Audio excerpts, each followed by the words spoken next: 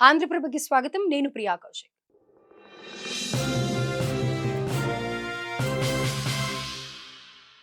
తమిళనాట అరవ రాజకీయాలు హీటెక్కుతున్నాయి.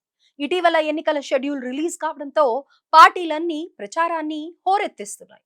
అటు అధికార డిఎంకే, ఇటు ప్రతిపక్ష అన్నా డిఎంకే కూటమి, మరోవైపు విజయ్ సారథ్యంలోని టీవీకే మొత్తంగా ముక్కోణపు పోరుకు రంగం సిద్ధం కాగా ఈ అసెంబ్లీ ఎన్నికలు అగ్ని పరీక్షగా మారాయి. మరి ముఖ్యంగా సిల్వర్ స్క్రీన్ గ్లామర్, కళ్ళు చెదిరిపోయే ఖర్చుతో పోరు ఉత్కంఠంగా మారింది. సాధారణంగా తమిళనాడులో డిఎంకే, అన్నా డిఎంకే మధ్య ప్రధాన పోటీ ఉండేది. కానీ ఇప్పుడు సినీ నటుడు విజయ్ నేతృత్వంలోని తమిళగల్ వెట్రి కళగం పార్టీ అనూహ్యంగా తెరపైకి వచ్చింది. దీంతో రాజకీయ సమీకరణాలు ఒక్కసారిగా మారిపోయాయి. దీనికి తోడు అన్బుమణి రామ్దాస్ నేతృత్వంలోని పిఎంకే, సిమన్ నేతృత్వంలోని ఎన్డీకే వంటి పార్టీలు కూడా తమ ఉనికిని చాటుకునే ప్రయత్నం చేస్తున్నాయి. ఈ క్రమంలోనే అందరి ఫోకస్ ఆ ఎన్నికలపైనే ఉన్నాయి. ఇందుకు తగ్గట్లుగా తమిళనాడులో అసెంబ్లీ ఎన్నికల పోరు హోరాహోరీగా సాగుతుందనే చెప్పాలి. అన్నా డిఎంకే కూటమితో పాటు కొత్త పార్టీ టీవీకే నుంచి గట్టి పోటీ తప్పదని తేలిపోవడంతో అధికార డిఎంకి సర్వశక్తులు ఓడుతోంది. సెక్యులర్ ప్రోగ్రెసివ్ అలియన్స్ పేరుతో కాంగ్రెస్, వామపక్షాలతో పాటు సుమారు 20 పార్టీలతో జట్టు కట్టి మరీ బరిలోకి దిగుతోంది.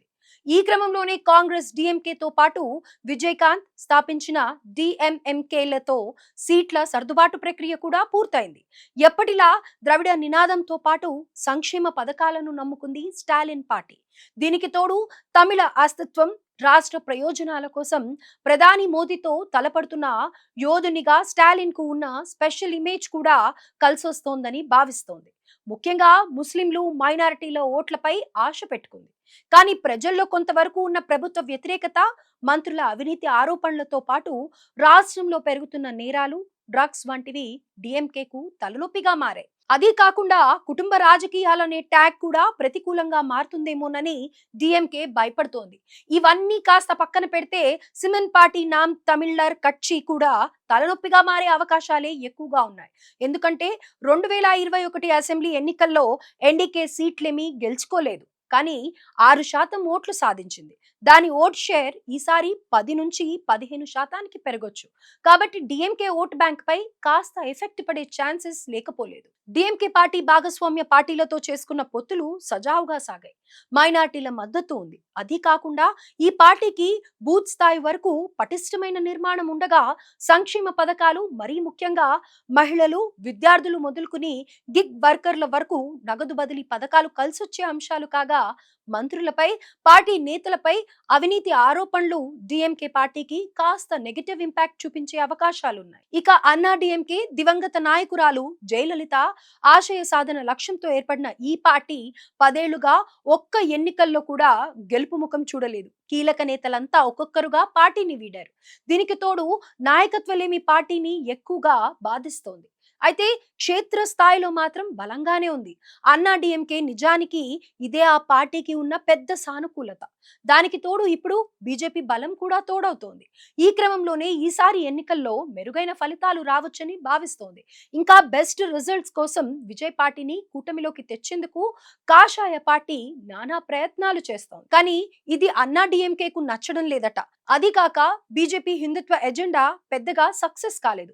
వీటన్నింటికి తోడు తాజాగా జయలలిత నెచ్చెలి శశికళ పెట్టిన కొత్త పార్టీ కూడా అన్నా డిఎంకే పార్టీ ఓట్ బ్యాంకుకు గండి కొట్టొచ్చు. ఇన్ని సవాళ్ల నేపథ్యంలో పార్టీ పునాదులను పదిలంగా కాపాడుకోవడమే పరీక్షగా నిలుస్తుందని చెప్పుకోవచ్చు. ఈ రెండింటికి తోడు రీసెంట్ గా విజయ్ స్థాపించిన టీవీకే పార్టీ ఎక్స్ ఫ్యాక్టర్ గా దూసుకొచ్చిన ఈ పార్టీ డిఎంకే, అన్నా డిఎంకే కూటమిలకు తలనొప్పిగా మారింది. విజయ్ రోడ్ షోలు, సభలకు జనం భారీగా తరలి రావడంతో ఈ భయం పెరిగింది. కానీ గత కొంతకాలంగా టీవీకే పార్టీ దూకుడుకు బ్రేకులు పడుతూ వస్తున్నాయి.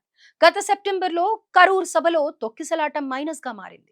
ఏకంగా 40 మంది కార్యకర్తలు చనిపోవడం, బాధిత కుటుంబాలను విజయ్ పరామర్శించకపోవడం వంటివి ఆయన ఇమేజ్ ను తగ్గించాయి. దీనికి తోడు రీసెంట్ గా విజయ్ తో విడాకులు కోరుతూ ఆయన భార్య కోర్టు మెట్లు ఎక్కడం మరో మైనస్ గా మారింది. సినీ నటి త్రిషతో ఆయన బంధమే ఇందుకు కారణమన్న ప్రచారం ప్రతికూల ప్రభావాన్ని చూపిస్తోంది. ఏదేమైనప్పటికీ తమిళనాడులో అసెంబ్లీ ఎన్నికల సమయం దగ్గర పడుతున్న కొద్దీ ఏ పార్టీ అధికార పగ్గాలను అందుకుంటుందనేది ఉత్కంఠగా మారింది. మరి ప్రస్తుతం పరిస్థితుల్లో అధికార డిఎంకే మరోసారి సీఎం పీఠాన్ని దక్కించుకుంటుందా, లేక హిందుత్వ ఎజెండా వర్కౌట్ అయ్యి అన్నా డిఎంకేకు ఛాన్స్ వస్తుందా? అది కాదంటే భారీ ఫాలోయింగ్, మరి ముఖ్యంగా యూత్ మహిళల్లో ఆదరణ ఉన్న విజయ్ అధికారాన్ని సాధిస్తారా? తమిళ ఓటర్ల నాడి అసలు ఎటువైపు ఉంది తెలియాలంటే కొన్ని రోజులు వెయిట్ చేయాల్సిందే.